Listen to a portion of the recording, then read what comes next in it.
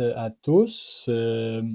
On va partir ça assez rapidement. Peut-être un petit rappel, là, on est dans le cadre de la série de webinaires sur la santé mentale des étudiants athlètes. C'est une série qui vise principalement à outiller, sensibiliser des intervenants psychosociaux sur les différents enjeux qui sont parfois plus spécifiques au sport ou que le sport amène une certaine différence là, dans la réalité. On a aussi des gens là, qui ont d'autres backgrounds, donc d'autres profils, comme des entraîneurs, des parents. Donc, on est vraiment content que vous joigniez à nous, mais sachez que parfois, on parle d'intervention parce qu'on vise principalement les intervenants psychosociaux. Sans plus attendre, je vais tranquillement passer la parole à mon invité. Peut-être juste avant de la présenter, juste un rappel d'ailleurs, ma collègue a parti l'enregistrement, j'ai oublié de lui laisser la chance. Donc, on enregistre le webinaire pour pouvoir le partager par la suite. Puis, autre chose à mentionner, on va prendre les questions à la fin. Donc, Geneviève va pouvoir présenter dans 45 minutes environ. Puis ensuite, il va y avoir une période de questions. Je vous présente Geneviève Cardella-Rinfret, qui est avec moi aujourd'hui. Geneviève est consultante en performance mentale certifiée. Elle détient un doctorat en sciences de l'éducation de l'activité physique avec une spécialisation en psychologie de la performance. Ses travaux ont d'ailleurs porté sur les enjeux psychosociaux. Donc, le sujet aujourd'hui, donc les enjeux psychosociaux liés aux commotions cérébrales liées au sport. Donc, je te laisse la parole, Geneviève, pour la suite. Parfait, merci beaucoup pour l'invitation. Donc, aujourd'hui, je vais vous parler des deux études de ma thèse. Donc, on va regarder en premier lieu quelles sont les particularités des commotions cérébrales et ensuite, quel serait l'état de préparation psychologique à retourner au sport à la suite d'une commotion cérébrale. Donc, avant d'entrer dans ces deux thèmes-là, je voudrais quand même vous mettre un peu en contexte. Premièrement, de vous parler de la définition de qu'est-ce que c'est une commotion cérébrale.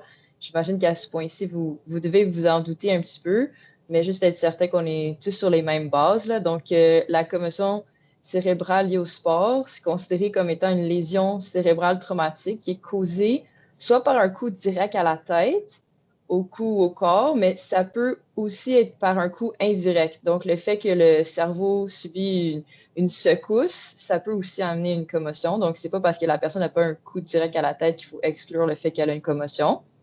Et puis, les commotions cérébrales liées au sport, c'est celles qui sont produites dans le cadre sportif, mais quelqu'un pourrait aussi avoir une commotion cérébrale s'il glisse sur la neige l'hiver, se cogne la tête dans les escaliers. Il peut avoir le même mécanisme de blessure à ce moment-là. Les particularités des commotions, c'est que c'est invisible. Donc, comme les autres troubles de santé mentale, il peut avoir une certaine stigmatisation du fait que la personne, elle semble bien quand vous la regardez. Par contre, elle peut vivre plusieurs différents signes et symptômes. Donc, ça va être important quand vous intervenez, de ne pas prendre certaines choses pour acquis juste de la manière que vous regardez la personne, parce qu'elle peut vivre des choses qui sont invisibles à vos yeux. Et puis, l'autre particularité des commotions, c'est contrairement à un autre type de blessure musculo-squelettique, ça impacte l'ensemble des activités de la vie. Donc, ça ne fait pas seulement en sorte que la personne va être retirée de son sport, mais ça fait aussi en sorte que la personne ne va pas nécessairement pouvoir poursuivre ses activités académiques, ne va pas nécessairement pouvoir poursuivre ses activités sociales, du fait que, par exemple, elle peut avoir une sensibilité à la lumière, elle peut avoir une sensibilité au son, elle peut avoir plus de maux de tête. Donc, ça fait en sorte que ça peut amener plus de détresse chez la personne, contrairement à quelqu'un qui aurait une jambe cassée, mais qui peut continuer d'aller à la salle d'entraînement avec ses amis, travailler certains muscles du haut du corps, qui peut continuer à s'asseoir en classe, suivre ses examens, pas besoin de reporter des sessions, pas besoin d'être stressé avec ça. L'autre particularité, c'est le fait qu'il peut avoir un manque d'intervention standardisée. Pour plusieurs blessures, il va y avoir des protocoles très clairs à suivre. Pour les commotions cérébrales, ça s'améliore beaucoup dans les dernières années. Par contre, les recommandations, des fois, ça semble plutôt être des choses à ne pas faire que des actions dans lesquelles on est engagé. Quand on a un claquage du quadriceps, possiblement que le physiothérapeute va donner des exercices de renforcement, la personne se sent active dans sa réhabilitation. Avec les commotions, on va plutôt dire, OK, il faut se reposer, il faut arrêter de faire ci, il faut arrêter de faire ça, moins d'écran, etc. Donc, ça peut devenir frustrant de ne pas sentir qu'on peut activement accélérer notre réhabilitation. Et la dernière particularité qui est très, très, très importante à prendre en considération et à comprendre, c'est que dans le cas d'une commotion cérébrale, il peut y avoir un chevauchement entre la conséquence directe de la commotion. Donc, si on a une certaine aire du cerveau qui est affectée, peut-être que cette section-là, qui est responsable des émotions, elle est blessée. Donc, je ressens des émotions différemment de d'habitude parce que cette section de mon cerveau est blessée. Mais si je suis retirée de mon sport et je suis triste parce que je suis retirée de mon sport, est-ce que c'est parce que je suis retirée de mon sport que je suis plus triste et déprimée ou c'est parce que la section de mon cerveau qui est responsable de ces émotions-là n'est pas encore guérie et m'envoie des signaux que je suis triste et déprimée? Okay? Vous voyez la nuance? Quelqu'un qui est triste et déprimé à la suite d'une fracture, on sait que ce n'est pas l'os qui est triste et déprimé. Sauf que quand c'est le cas du cerveau, on n'est pas encore certain. On espère plus tard qu'il y aura des études qui vont nous donner plus d'informations à ce sujet.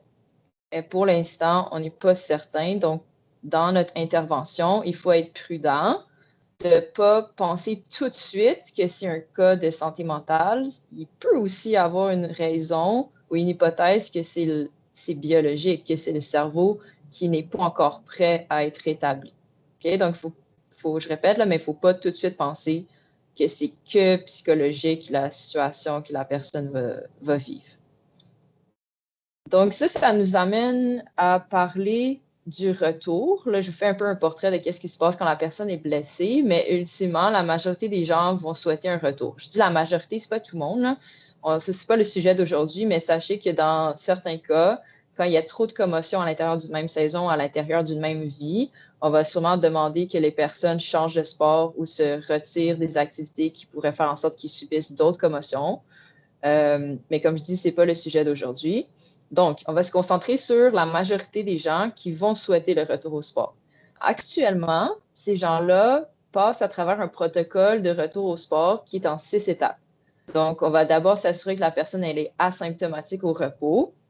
Éventuellement, graduellement, on va ajouter de plus en plus d'activités. Le protocole, d'ailleurs, vous pouvez le trouver sur le site du gouvernement. Puis, je vais vous donner une autre ressource aussi qui s'appelle Parachute Canada, qui est une très, très bonne ressource dans les 2 langues pour tout ce qui est en lien avec les commotions.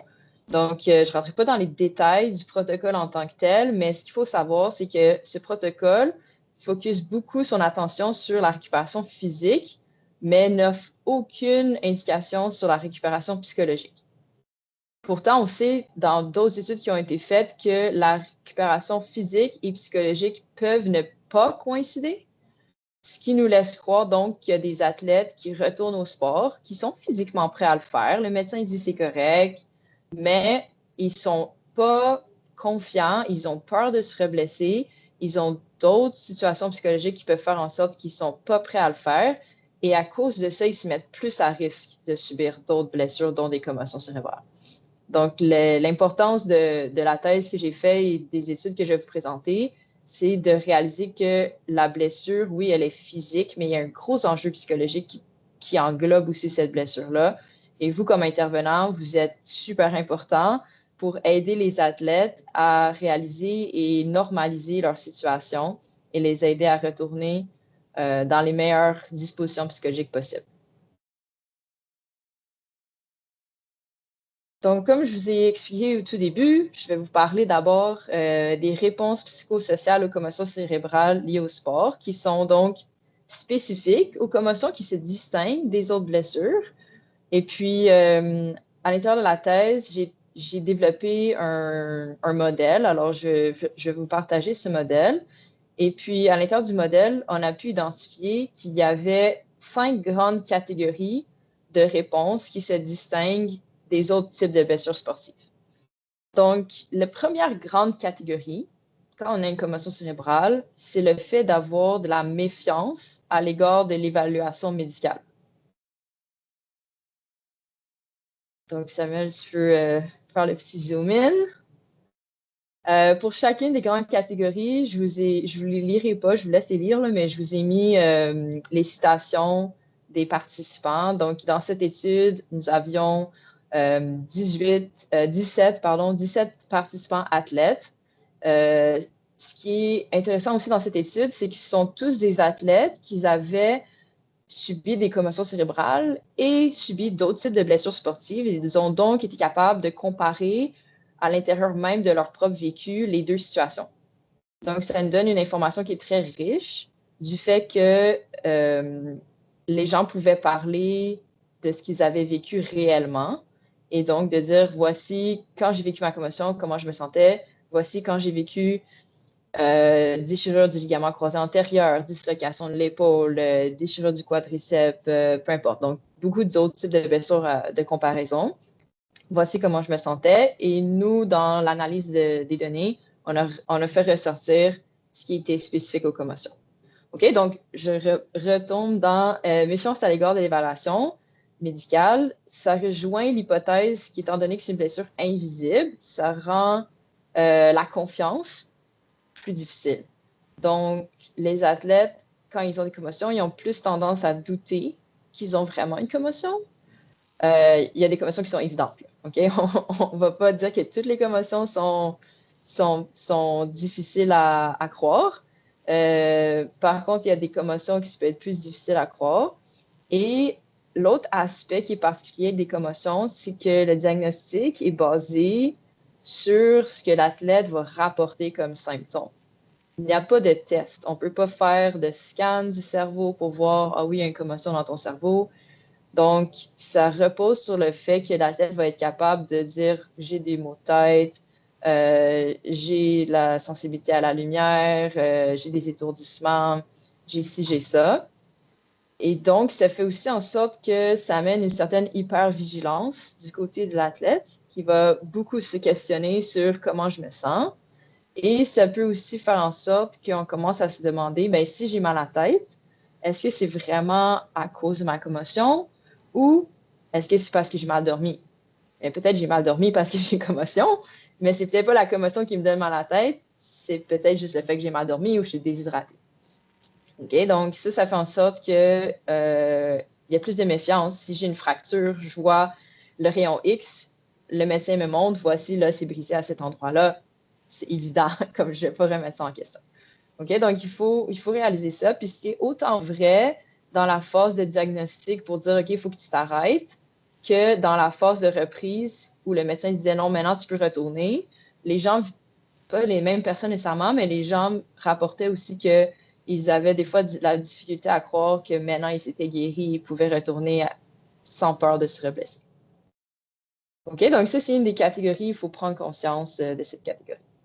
La prochaine catégorie, c'est le fait de sentir plus de perte de contrôle quand on a une commotion que quand on a un autre type de blessure.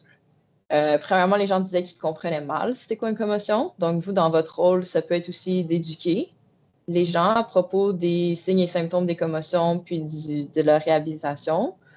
Ensuite, il y en a plusieurs qui se sentaient impuissants. Ça fait écho à ce que je vous ai dit plus tôt par rapport au fait qu'il n'y a pas nécessairement des activités physiques concrètes à faire pour accélérer la réhabilitation.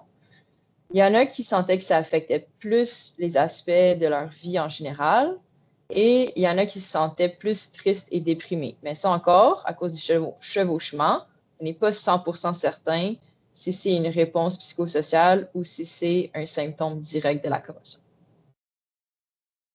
Okay, donc, dans les interventions que vous pouvez faire, pensez au fait qu'on veut redonner un sentiment de contrôle à l'athlète. Et ça peut être de se concentrer sur des petits buts au jour le jour et d'être capable de sentir, OK, pense pas à qu'est-ce que tu peux pas faire aujourd'hui, mais concentre-toi sur qu'est-ce que tu peux faire. Et même si c'est peut-être juste 50% de qu'est-ce que tu peux faire d'habitude, bien déjà, ces 50%-là, c'est plus important de voir le verre à moitié plein qu'à moitié vide, là, le genre d'état d'esprit qu'on veut avoir ici. OK? Donc ensuite, je vais vous parler des peurs et des inquiétudes parce que dans les dernières années, les commotions cérébrales ont pris beaucoup plus de place dans les médias. Les gens se sont intéressés à connaître cette blessure.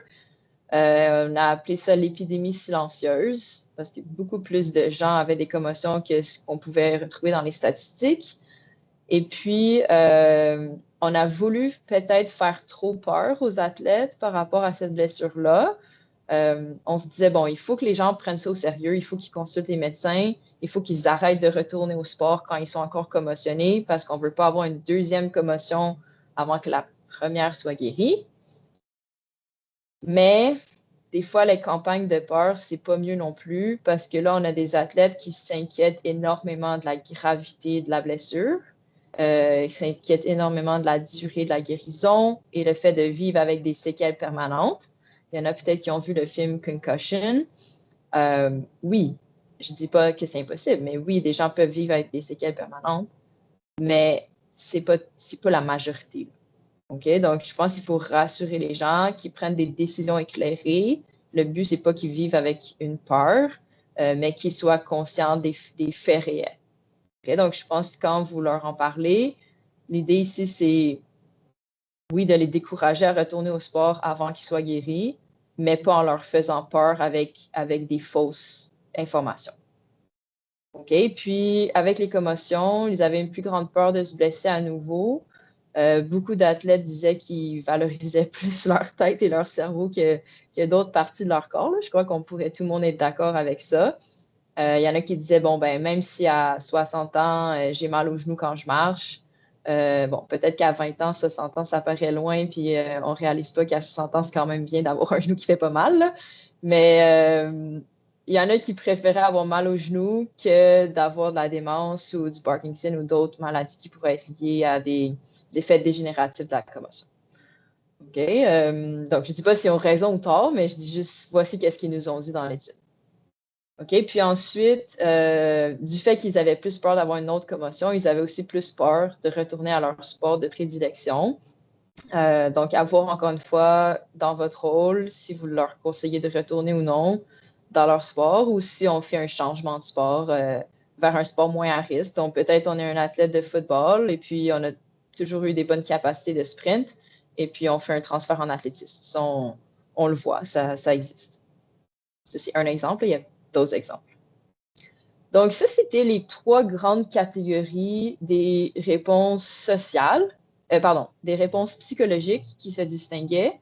Maintenant, je vais aborder 2 réponses qui sont plus sociales. Donc, la première catégorie des réponses, à la suite des commotions, les gens rapportaient qu'ils avaient plus de conflits avec leur père que quand il y avait d'autres types de blessures. Puis ça, on le voit, c'était pas une surprise là, dans notre étude, on le voit dans les autres études, que les gens qui ont des commotions, ils rapportent que le soutien social qu'ils reçoivent est soit insuffisant ou inadéquat. Quand on a un athlète qui est en béquille, naturellement, on va peut-être lui ouvrir la porte, tenir des choses pour lui faciliter ses déplacements. On va peut-être lui offrir un lift s'il ne peut pas conduire. On va faire toutes sortes de petites choses comme ça qui sont comme naturelles, qui vont aider cette personne-là dans son quotidien. Quand une personne a une commotion, qu'est-ce qu'on fait? Qu'est-ce qu'on fait pour l'aider? Alors, déjà, si l'athlète ne comprend même pas sa propre blessure, vous pouvez imaginer que c'est difficile aussi pour l'entourage de comprendre c'est quoi une commotion. Donc, dans la normalisation, il n'y a pas simplement le fait d'éduquer l'athlète, mais si vous avez la chance aussi d'avoir des conversations avec les amis, coéquipiers de l'athlète, les gens qui sont proches, peut-être la famille, les entraîneurs, ben, tant mieux parce que le plus les personnes comprennent les conséquences des commotions, le plus ils vont être outillés à agir et à offrir un soutien qui est adéquat.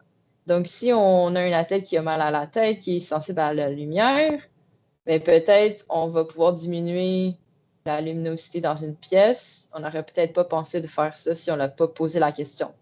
Puis avec les commotions, c'est pas tout le monde qui ont les mêmes symptômes. Une personne peut avoir un symptôme qui l'affecte de façon très, très importante. et on peut avoir une autre personne qui a 4-5 symptômes légers. Donc, il faut poser la question, on ne peut pas prendre pour acquis. Donc, les commotions, ils amenaient plus de conflits parce que les gens disaient qu'ils se sentaient incompris et ils disaient qu'il y avait des détériorations des relations interpersonnelles. Certaines personnes, c'était avec leurs amis, des fois, c'était dans leur couple. Certains athlètes demandaient peut-être plus de tâches quotidiennes à leur partenaire quand ils avaient des commotions et le partenaire ne pouvait pas toujours comprendre à quel point la personne elle avait besoin de cette aide-là ou si c'était de la paresse. Donc, on peut voir ça dans les autres troubles de santé mentale, par exemple avec les gens qui ont des dépressions ou des dépressions majeures. Les gens dans l'entourage peuvent des fois ne pas comprendre que c'est un trouble de santé mentale sérieux, c'est pas de la paresse et c'est pas un choix. OK? Et donc, ça, c'était un des deux aspects sociaux qui se distinguaient. Et dans le modèle, le dernier aspect, c'est la pression sociale que les athlètes ressentaient. Et cette pression se déclinait sous la forme d'une pression à retourner au sport prématurément. Donc, je reviens toujours à l'exemple de la jambe cassée ou la blessure évidente, là. Donc, évidemment, dans une équipe de sport, tu joues au rugby, tu as ton coéquipier ou ta coéquipière qui a des béquilles, tu ne vas pas dire, hey, come on, pourquoi tu n'embarques pas sur le terrain, tu es notre MVP, meilleure joueuse de l'équipe, on a besoin de toi. C'est sûr que pas personne ne va faire ça. Mais un athlète qui a une commotion, c'est pas pareil. Un athlète qui a une commotion, tu dis, ben, tu pourrais. Pourquoi tu ne le fais pas? Pour notre équipe, ça pourrait faire la différence de se classer dans le championnat. Ça pourrait faire la différence de gagner la demi-finale. Donc, il y avait cette pression de retourner au sport. Et puis, comme intervenant, c'est de réaliser peut-être vous n'allez pas voir, peut-être ça va se passer dans le vestiaire, peut-être dans une petite conversation texto. Les athlètes disaient comme « Ah, mon coéquipier me textait, comment, pourquoi tu ne joues pas demain? C'est-tu si grave que ça, ta commotion? Je suis sûre que tu serais correct, etc. etc. » Donc, peut-être vous n'allez pas être témoin de cette pression et là, vous allez vous imaginer, il n'y en a pas de pression. Mais c'est subtil, alors je pense qu'il faut être capable d'éduquer aussi les personnes dans l'équipe, de dire « Mettez pas la pression, l'athlète va revenir quand il va se sentir bien, c'est important pour sa santé. » Et ce qu'on remarquait aussi, c'est qu'il y a une certaine acquisition de maturité. Donc, dans les équipes peut-être d'âge secondaire, des fois, les athlètes, ils ont des commotions. C'est la première fois qu'un athlète a une commotion dans une équipe et les autres coéquipiers n'ont pas eux-mêmes subi des commotions. Donc, il peut avoir une plus grande pression. Dans les équipes universitaires, souvent, on prend une équipe de soccer, par exemple, une équipe de cheerleading, au moins plusieurs personnes sur l'équipe ont déjà eu des commotions. Alors, tu as la personne qui est commotionnée et tu as les 2-3 autres, peut-être qui ont eu des commotions, qui vont calmer le groupe. Ils vont dire, non, regarde, c'est pas ta place de dire que tu dois retourner. Donc, à ce moment-là, ça peut jouer comme une barrière pour protéger l'athlète blessé. Mais le plus ils sont jeunes, le moins il y a de probabilité, puis tant mieux, là, le moins il y a de probabilité qu'il y ait beaucoup d'athlètes qui aient vécu ça. Donc, le plus important va être l'éducation et le plus important va être votre vigilance pour limiter les retours hâtifs. OK, donc ça, c'est ce qui fait le portrait de comment les commotions se distinguent des autres blessures sportives. Donc, en général, vous pouvez appliquer le même concept avec toutes les blessures, sauf quand vous pensez aux commotions, pensez d'ajouter ces 5 grandes catégories-là dans votre façon de percevoir les commotions. OK, donc, une fois que l'athlète est blessé, ça, c'est ce qu'on sait, mais maintenant, on veut l'accompagner jusqu'au retour au sport. Donc, c'est pour ça que dans mon projet de thèse, on est allé faire cette deuxième étude. Et dans cette étude, on a questionné pas seulement les athlètes. Donc, en fait, les athlètes de la première étude, ils ont aussi participé dans la deuxième étude, plus une athlète. Donc, 18 athlètes pour la deuxième étude. Mais on a aussi fait une triangulation des points de vue entre ceux des athlètes, des entraîneurs et des consultants en performance mentale. Donc, les 3 points de vue qui ont été rapportés dans les entrevues, c'est ça que je vais vous présenter comme étant, idéalement, l'état de préparation psychologique à retourner au sport à la suite d'une commotion cérébrale. OK, donc dans ce cas-là aussi, j'ai un modèle à vous présenter. Donc, ce qu'il faut voir ici, c'est qu'il y aura 3 grandes catégories. La première, c'est la confiance. La deuxième, c'est le sentiment de contrôle. La troisième, c'est l'engagement. Et puis, dans le modèle, ce qu'il faut voir aussi, c'est qu'il y a 3 temps, 3 points marquants dans le temps dans votre intervention. Donc, il ne faut pas voir le retour au sport comme une photo, mais plus comme une vidéo. Donc, il y a des choses à faire dans la récupération. Donc, la récupération, c'est le moment entre le moment où on se blesse et le moment où on retourne au sport. Après, rares sont ceux qui peuvent retourner au sport au même niveau qu'ils l'avaient quitté. Bon, c'est sûr que si une commotion a duré, le retrait, c'est au moins une semaine. Hein? Donc, il y a 6 étapes. Chaque étape, c'est au moins une journée. Là. Donc, c'est au moins une semaine de retrait. Bon, si c'est juste une semaine, ça va. Mais maintenant, avec les nouvelles données, on pense plutôt que les commotions, c'est 1 mois de retrait. Avant, on disait 7 à 10 jours, 80% des gens sont de retour au sport. Maintenant, on se laisse un peu plus de temps de récupération. Peut-être dans 2-3 ans, on aura d'autres recommandations, mais pour l'instant, on dit plutôt vers 1 mois de récupération.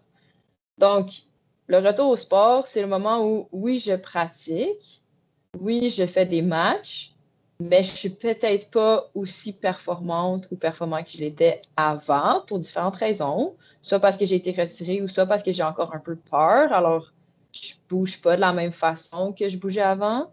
Parce qu'il faut se rappeler que la dernière fois que j'ai joué à mon sport, je me suis blessée. Alors, ça se peut que j'ai encore des craintes.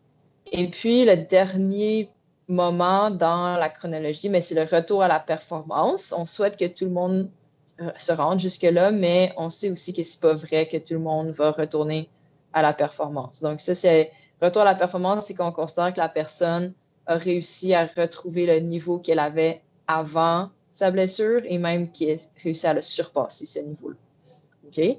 Donc, on peut aller voir à l'intérieur de chacune de ces grandes étapes-là, qu'est-ce qui se passe exactement, puis comment ça peut influencer votre intervention.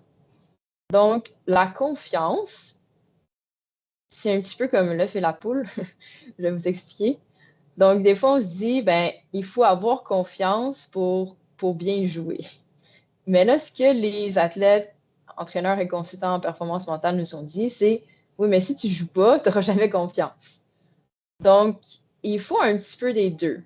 Et il faut d'abord, en récupération, établir la confiance envers l'équipe médicale et le personnel d'entraîneur. J'avais expliqué plutôt que la méfiance était plus présente avec les commotions qu'avec les autres types de blessures. Mais après ça, quand on retourne au sport, ça va être important de retourner, même si on ne se sent pas nécessairement à 100% prêt, parce que le fait d'être exposé, c'est ça qui va nous aider à retrouver notre confiance. Alors, il faut être prudent, il faut faire une exposition graduelle au risque, écouter l'athlète, demandez-lui comment il se sent, faites-lui faire des petites étapes à la fois. On ne le retourne pas nécessairement exactement dans les mêmes exercices qu'il faisait la semaine avant de sa blessure.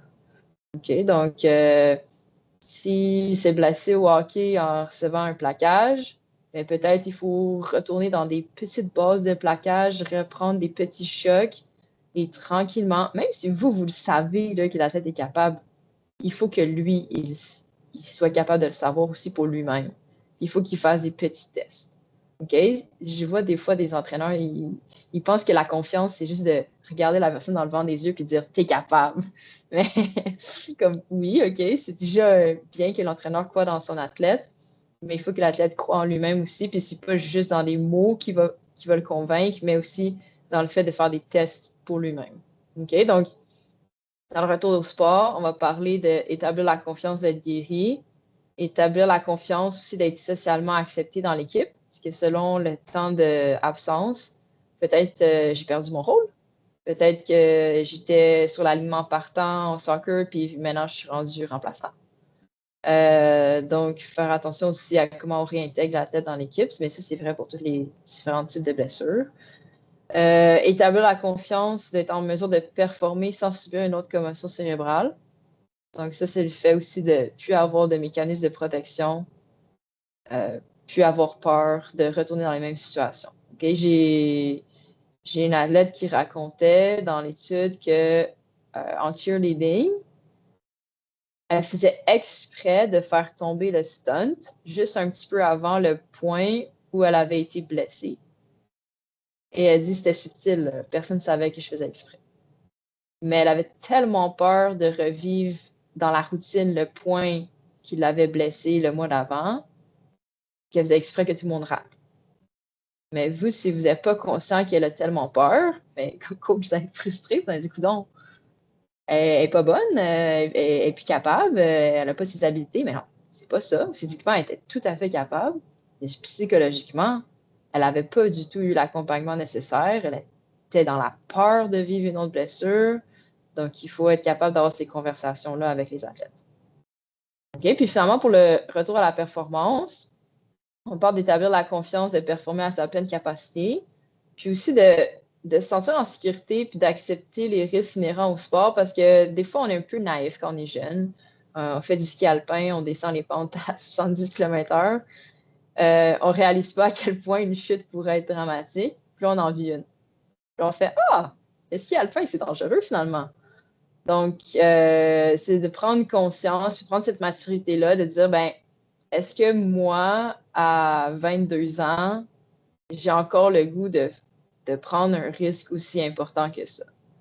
Puis ça se peut que la réponse soit oui, j'adore mon sport, je veux continuer à le vivre. Puis ça se peut que ce soit une réflexion plus longue, mais c'est correct. Je pense que la pire chose, c'est de faire l'autruche, là, puis de dire, ben non, il n'y en a pas de risque, je suis tombée une fois, ça ne me réarrivera plus. Donc, clairement, que si tu es tombé une fois, tu peux tomber une deuxième fois. Là. Puis si tu tombes une deuxième fois, est-ce que tu es prêt à repasser à travers tout le processus? Puis souvent, c'est ça qui arrive, c'est que j'ai des athlètes qui me consultent, puis ils me disent que, ben, c'est pas moi qui leur dis, hein, je les accompagne dans leur réflexion, et au final, ils me disent, ben, j'aime encore mon sport, puis j'ai tellement envie de le faire, mais je sais que je pourrais me blesser, puis je peux pas vivre avec l'idée que j'aurais à repasser à travers toutes les étapes de la récupération d'une commotion. Comme ça, je peux juste pas.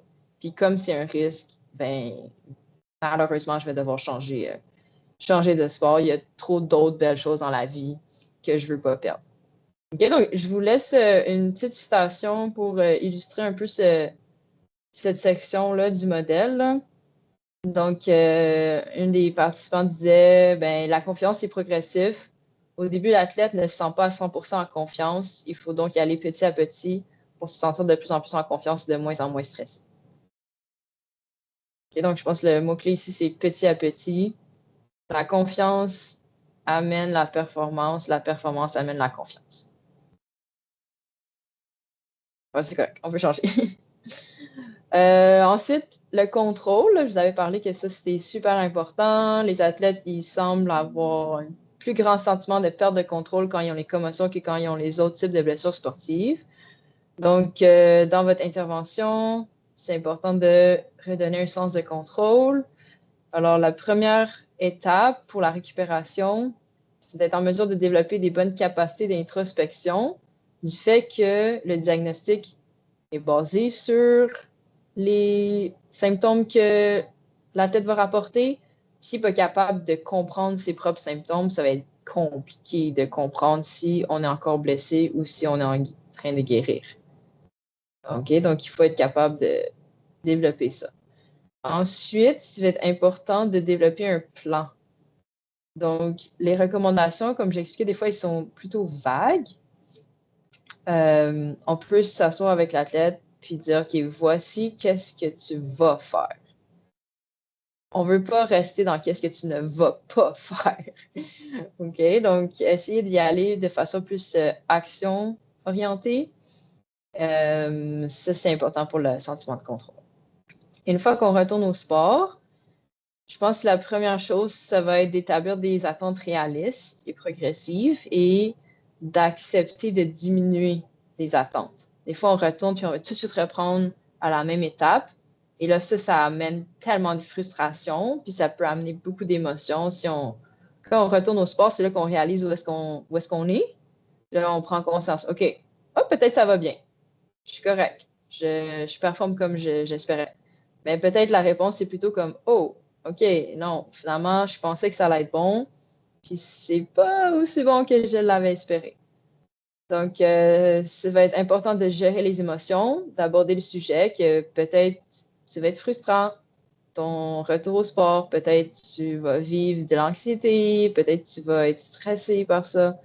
Donc, de préparer ça, d'aborder le sujet, que ça va peut-être arriver, puis si ça arrive, ça va être quoi les stratégies qu'on va mettre en place. OK, donc encore une fois, j'ai une petite citation pour illustrer ce thème. Donc, Nathalie disait que c'est plus facile de revenir au jeu quand on se connaît bien, car on sait où sont nos limites. Tu sais quand tu peux les pousser et quand tu dois t'arrêter parce que cela devient trop dangereux. OK, donc ça nous amène à la dernière section qui est l'engagement. Donc, cette section, dans la récupération, on va parler de fait d'avoir plus de patience, de résister à la pression de retourner prématurément au sport. Dans les particularités, je vous ai parlé de la pression sociale à retourner au sport.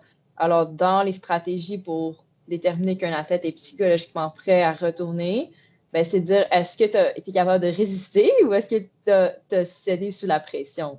Puis, est-ce que tu retournes vraiment pour toi-même ou est-ce que tu retournes parce que les gens autour de toi t'ont un peu forcé la main?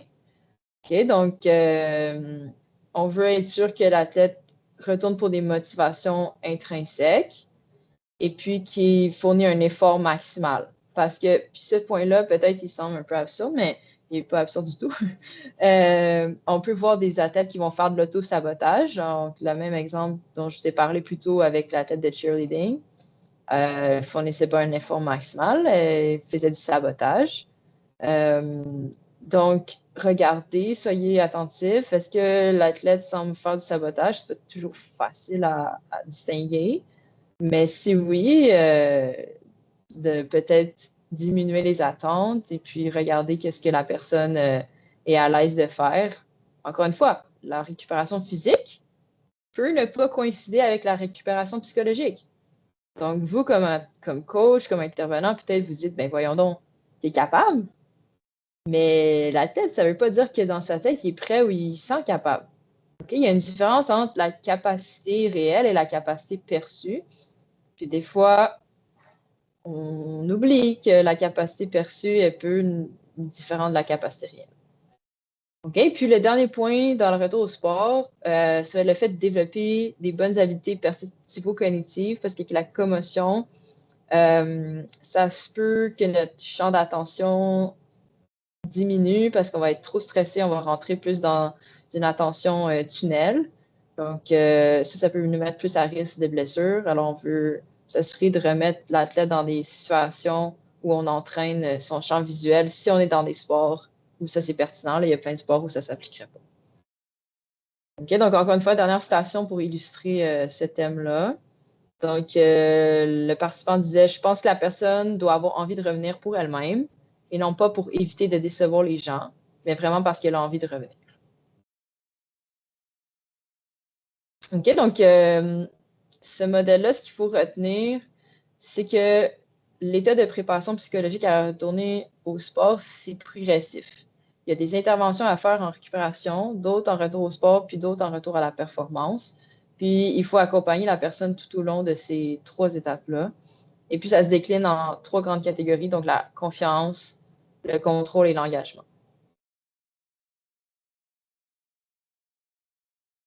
Donc, quelques petites conclusions de ma thèse. Premièrement, on a pu décrire que les manifestations des réponses psychosociales ne sont pas les mêmes lorsqu'on subit une commotion cérébrale que lorsqu'on subit un autre type de blessure sportive, qu'il faut adapter la prise en charge psychosociale aux particularités des commotions cérébrales, que l'état de préparation est évolutif. Donc, c'est pas je suis pas prêt, puis soudainement je suis prêt et let's go. Là. Il faut vraiment suivre la progression. et que la prise en charge donc devrait avoir lieu tout au long du processus de récupération, retour au sport et retour à la performance. Ne pas oublier le retour à la performance. Des fois, on lâche l'athlète quand il retourne au sport, puis là, il vit d'autres problèmes dans le retour au sport, puis des fois, il y a même des retours en arrière. Donc, lâchez-le pas, continuez les suivis jusqu'au retour à la performance.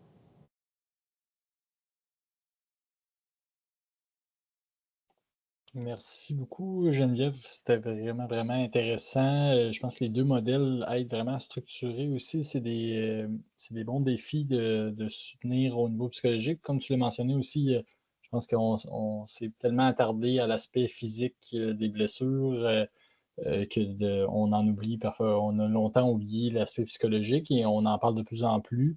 Je trouvais que les modèles aidaient vraiment à structurer quand même notre compréhension. Alors, un gros merci pour la présentation. On a un 15 minutes là, pour des questions. Vous pouvez passer par le chat ou vous pouvez lever la main si vous voulez interagir directement. Je pense que justement, là, il y a Caroline Guérard qui voudrait poser une question. Donc, si vous voulez ouvrir votre micro. Oui, bonjour. Merci Bonjour! pour la présentation, c'est super intéressant. En fait, moi, je suis vraiment d'accord avec le fait que la récupération physique et psychologique ne vont pas nécessairement au même rythme et au même moment. Mais souvent, dans la littératie, c'est souvent ils préconisent un retour complet au niveau cognitif avant de favoriser un retour au sport. Est-ce que c'est toujours valide? Est-ce qu'on devrait, parce que des fois, au niveau cognitif, on y arrive moins rapidement, mais au niveau du sport, on est capable d'être plus actif. On se base Ouais. sur quoi?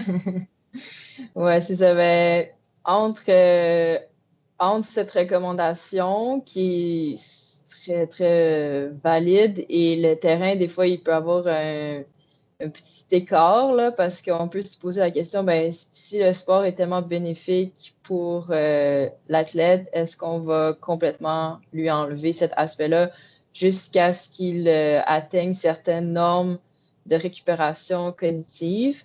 J'étais là à Amsterdam au dernier consensus international, puis c'était un gros débat chaud dans la salle. Parce que certaines personnes, malheureusement, ne vont pas nécessairement retrouver tout leur niveau cognitif qu'ils avaient avant la commotion. Alors, je ne peux pas vous donner une réponse plus précise que ça. Là. Je pense qu'il faut y aller au cas par cas puis utiliser son expertise clinique là, pour déterminer qu'est-ce qui est dans le meilleur intérêt de la personne qu'on a devant nous. On peut se permettre de débattre, en fait, puis de ne pas préconiser nécessairement un retour au sport après le cognitif. Il faut faire attention, il ne faudrait pas que le retour au sport exacerbe les symptômes, puis bloque ou même fasse reculer la personne dans son cheminement. Mais si le retour au sport peut maintenir ou même aider la personne dans son cheminement, moi, je ne vois pas pourquoi ce serait pas correct. Merci beaucoup.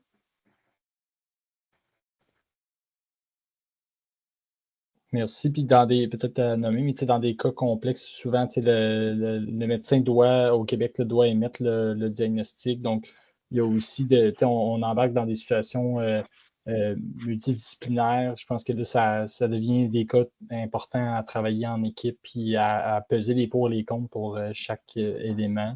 Donc, il y a des cas de commotion que tout va en belle ligne droite, mais on entend surtout parler de ceux qui c'est un peu plus complexe, mais c'est ceux qu'on doit se pencher peut-être plus longuement à la fois pour prendre une décision qui est plus nuancée que simplement les recommandations.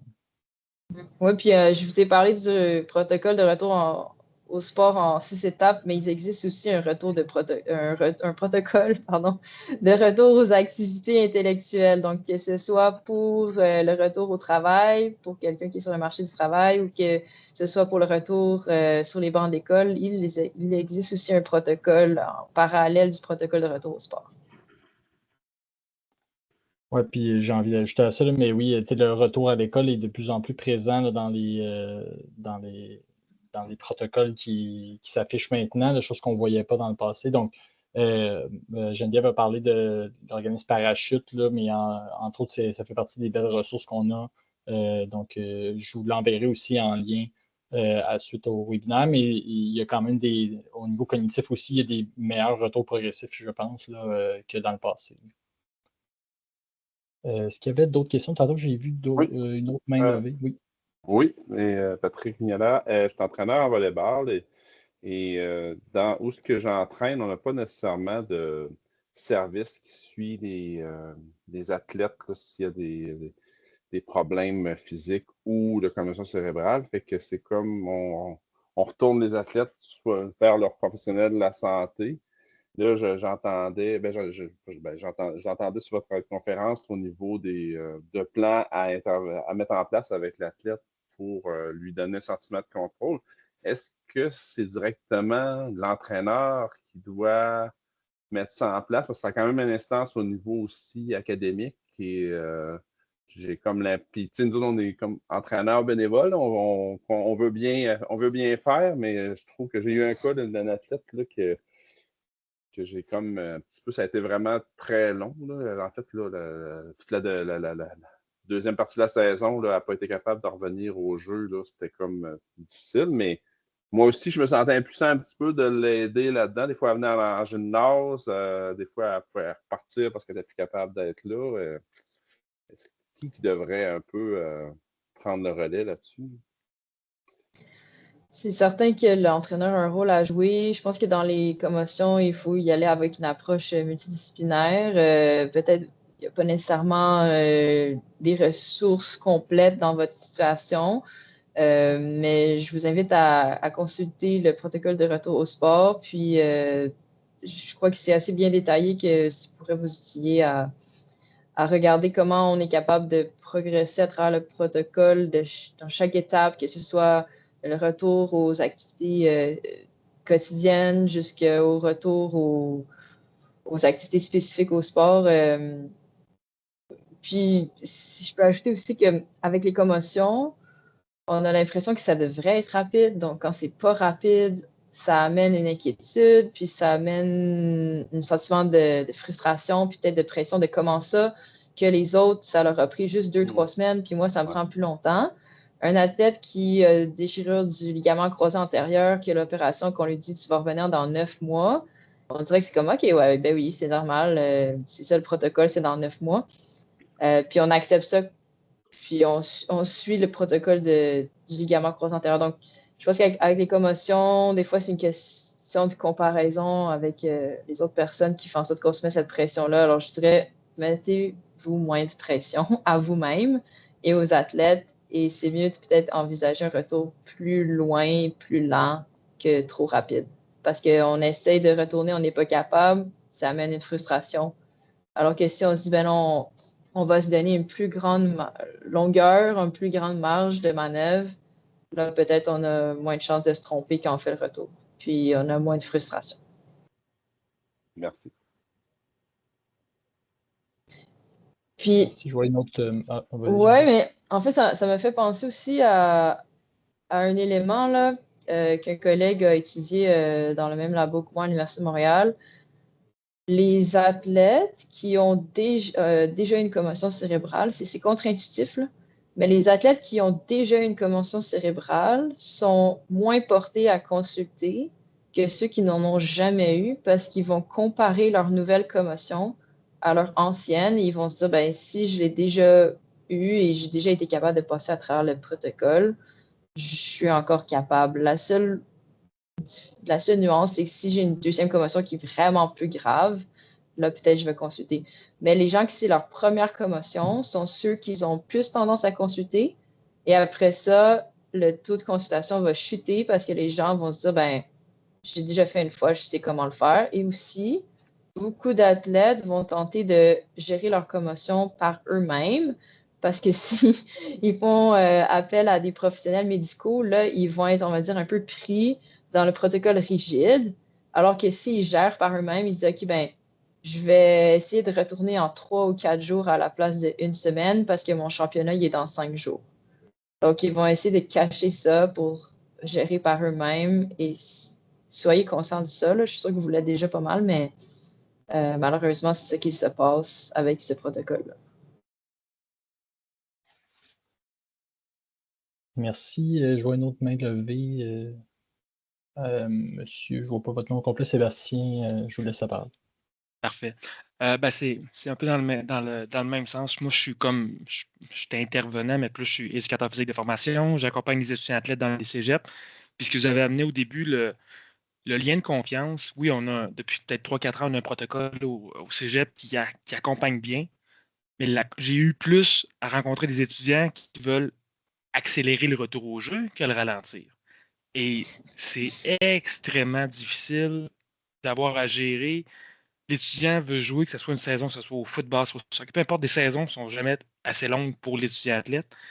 Puis tout l'à côté, au niveau du long terme, il aspire tout à des études universitaires, jouer professionnel, avec un risque. Il y a comme un. C'est vraiment cet élément-là, puis c'est pas nécessairement le sujet du webinaire-là, mais d'avoir l'accompagnement du après quand, justement, ça ne récupère pas comme ça devrait. Parce que tout coup à la tête, c'est un cas unique. Pourquoi ça a été plus vite? Pourquoi moi c'est plus long? C'est le hasard de la vie, mais pas nécessairement, il y a quand même des liens un peu avec l'impact, là, mais c'est vraiment cet accompagnement-là qui n'est pas évident, que des fois on veut justement comme ah ben le protocole, je l'ai vécu, je vais les réduire à 5 jours, je vais gérer. Non, tu ne géreras pas. Et les enjeux dans les cégeps avec des reprises de cours, tu veux le reprendre, comment récupérer. La session se termine, je veux faire mon examen rapidement pour avoir ma note, je ne veux pas être impacté pour ma prochaine saison. Il y a beaucoup de sensibilisation à faire. Puis moi, ben, je passe beaucoup on va dire le ballon ou l'objet à ma collègue qui est au cégep, qui est en travail social, Hélène, qui m'entend, qui me voit sûrement. Fait qu'on on travaille un peu comme du multidisciplinaire pour accompagner les étudiants et c'est pas facile. C'est comme si on ralentit un plan. Ben, c'est un hasard de la vie qui vient comme apporter un détour non désiré, non prévu. Et cet accompagnement-là pour le retour au jeu, parce qu'effectivement, ça ne paraît pas. Puis des fois, il y a des étudiants qui vont hésiter à aller voir les thérapeutes, d'où le travail des entraîneurs. Tu as un contact, tu n'as pas de choix, tu y vas. Tant que j'ai pas des points de guillemets, on prend l'anglicisme, clearé par un thérapeute, un médecin, qui va te donner le retour, on devrait être capable d'être sensible à ça parce que ça peut tellement être dangereux puis avoir des impacts à long terme. Là. Fait que je sais que c'est pour en plus un commentaire, mais c'est dur d'accompagner des étudiants, la confiance d'aller voir des gens, aller les voir parce qu'on a besoin d'avoir des séquences tellement à long terme que ça coûte trop cher pour avoir 17, 18, 19, 20 ans puis avoir une perte cognitive à tout jamais. Ça ne vaut pas ça, même si tu es un excellent athlète. Là. Je ne peux qu'être d'accord avec vous. Et puis, je crois qu'il peut y avoir peut-être une éducation qui est faite en amont avant même que la commotion arrive, pour faire prendre conscience aux gens, mais ça se peut que cette saison, dans le sport que tu pratiques, tu subisses une commotion. Voici ce qui va se passer si tu subis une commotion au niveau scolaire, au niveau sportif. Voici les ressources, comment on va t'accompagner. C'est une étape, mais comme dans n'importe quel enjeu de santé publique, on sait que l'éducation, c'est pas suffisant. Tout le monde sait que fumer, c'est pas bon pour la santé. Il y a encore plein de gens qui fument. Tout le monde sait que manger mal, c'est pas bon pour la santé. Il y a encore plein de gens qui ont des problèmes de poids. Donc, c'est pas suffisant, mais c'est quand même une première étape nécessaire.